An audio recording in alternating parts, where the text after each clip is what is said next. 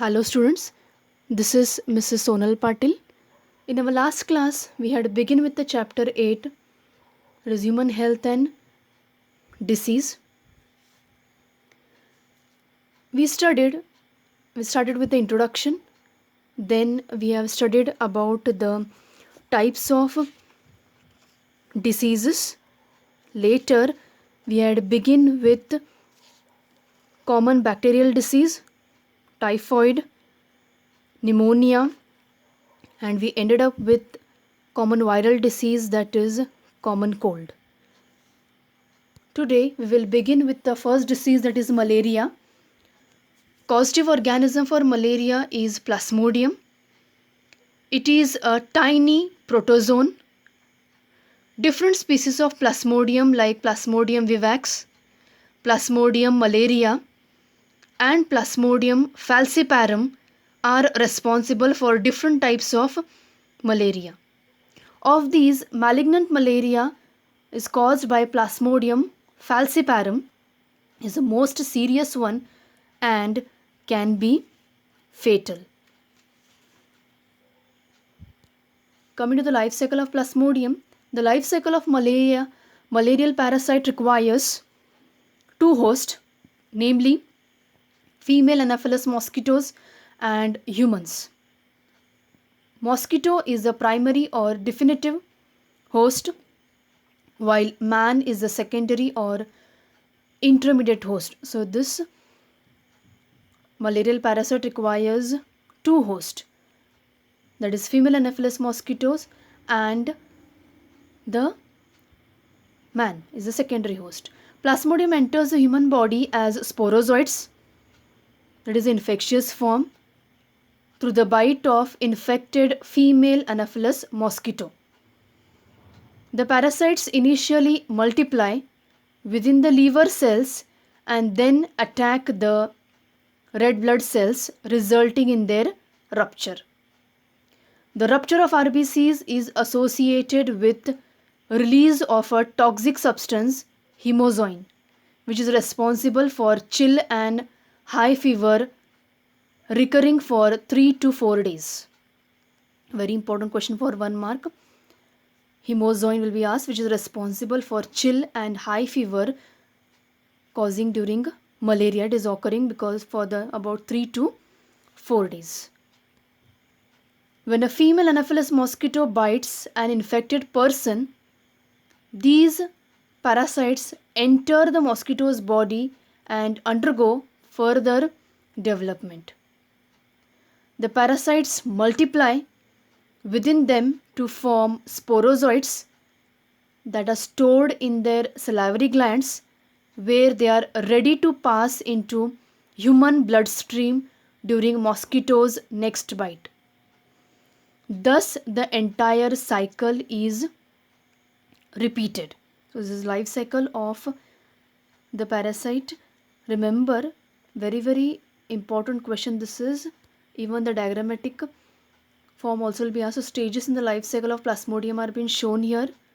Firstly, when the mosquito bites another human, sporozoites are infected with the bite. Parasites reach the liver through the blood.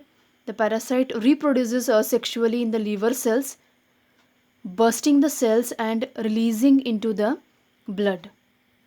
Parasites reproduce asexually in red blood cells, bursting the red blood cells and causing cycles of fever and other symptoms.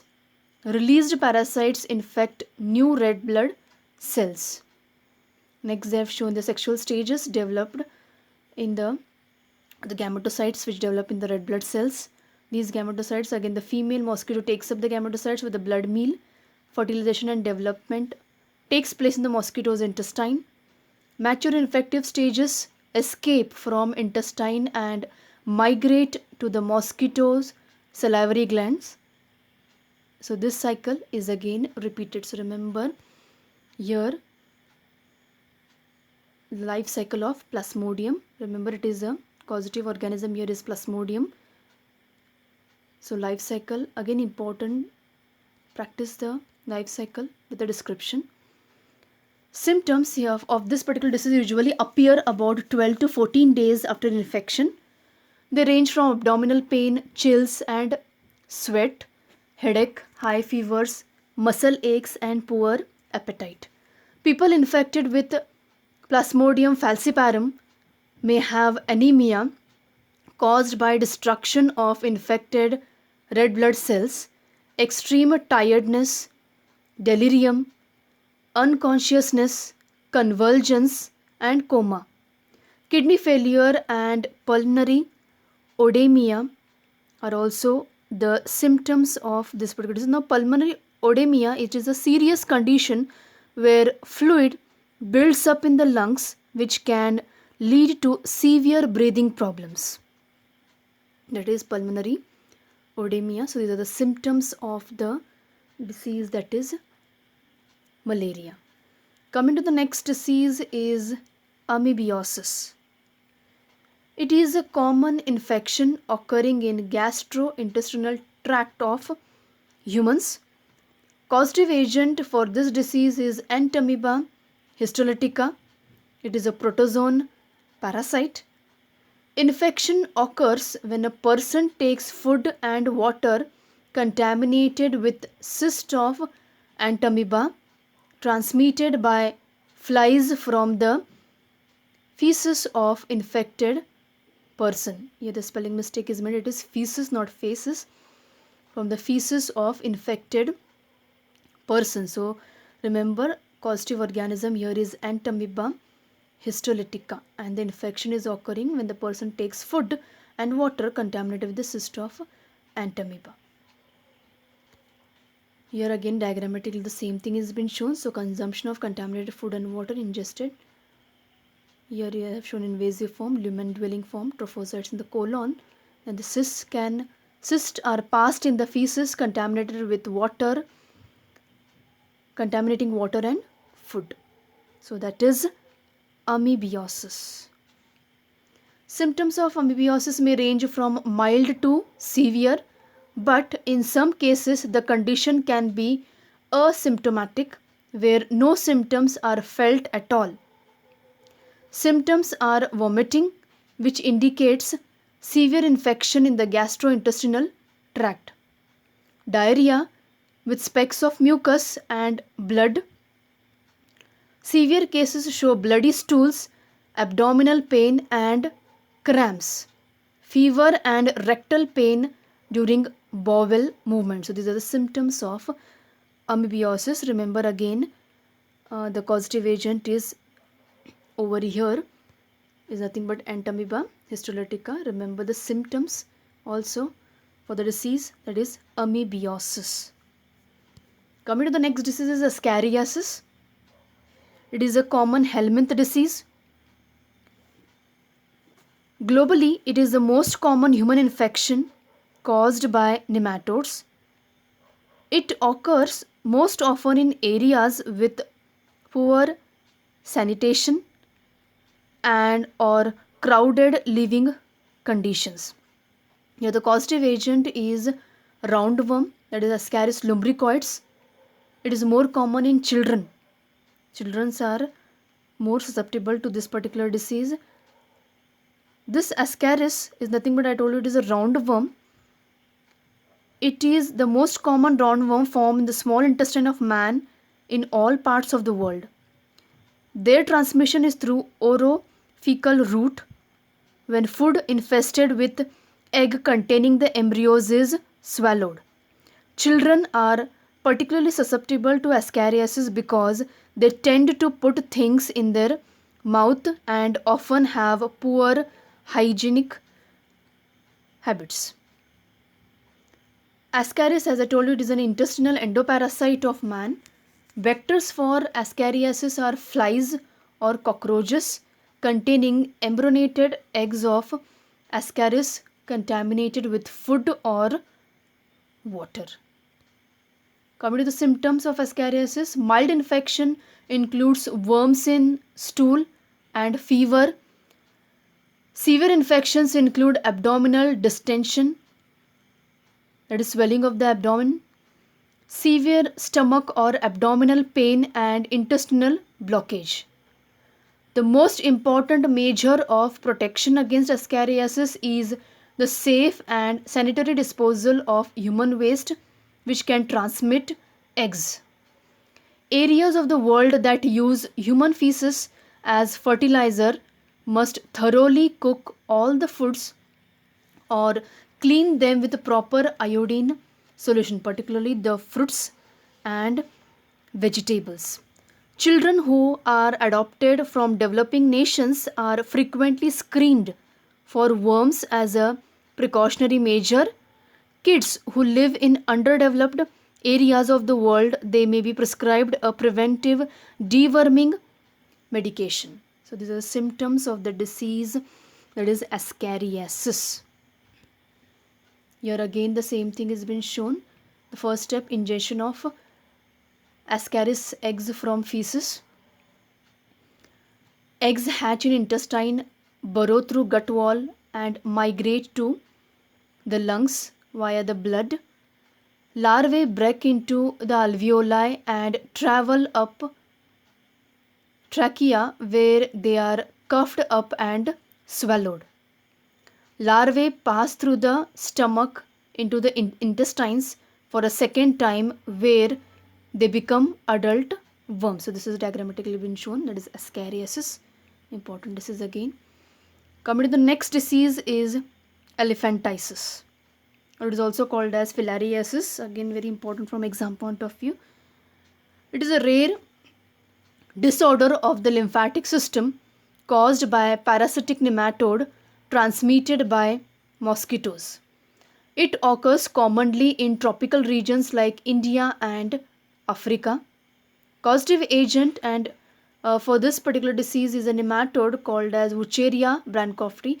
Remember, this has been asked many a times. The causative organism for elephantiasis or filariasis is Wucheria bancrofti or Wucheria malai. It is carried to new human hosts by infected Culex and Aedes species of mosquitoes. Firstly, we'll see the symptoms. Different species of filarial worms tend to affect different parts of the body. It is characterized by repeated attacks of fever, blockage of the lymphatic vessels, resulting in gross enlargement of affected part like lower extremities, scrotum, hands, etc. Due to enormous swelling, limbs appear like elephant legs, hence the name elephantiasis. In the elephantoid tissue, bacteria make their appearance and inflammation result, causing periodic fever. So you can see over here how the limbs are looking as legs of elephant. So these are the symptoms which are shown. Again, it has been shown here diagrammatically how it is occurring. So this is elephantiasis caused by Wucheria bancrofti. Remember the causative agent. Coming to the next disease is a ringworm. It is a fungal disease. It is caused by fungi that belong to three different genera, namely Microsporum, Trichophyton and Epidermophyton. These fungi particularly thrive in warm, moist areas. It is contagious and can be passed from person to person by contact with soil, infected skin areas, or by sharing combs and brushes, other personal care items, or clothing. Symptoms here: appearance of very dry, scaly, itchy reddish rash, which often makes a pattern in the shape of the ring. So it gives a ring like lesions are appearing, and because of which the name is given as ringworm. Heat and moisture helps these fungi to grow. They can be found on different parts of the body like face, neck, scalp, palm, heels, soles and nails. So ring like lesions are occurring in this part of the body. So it is a fungal infection which is occurring. It is caused by, I told you, it is caused by a fungi that belong to three different genera, namely Microsporum, trichophyton, epidermophyton. Again the same thing, symptoms and signs of fungal infection are being shown: skin rashes, skin lesions, nail bed infection, oral thrush. So it is a fungal disease. We'll stop here and these are the assignment questions. The first question is, name the species of Plasmodium that causes malignant malaria. Second question is, write the name of toxic substance responsible for fever and chill in malaria. Name the infective stage of Plasmodium to humans. Name the disease caused by Wucheria bancrofti. What are the hosts required by malarial parasite to complete its life cycle? And name the pathogen, vector and symptoms of malaria, amoebiosis, elephantiasis, ringworm disease may be asked, ascariasis may be asked. And next question is, name the different species of Plasmodium. And the last question is, explain the stages of life cycle of malarial parasite with a schematic representation. So for today's class we'll stop here, and in our next class we will begin with the next part of the chapter. Thank you.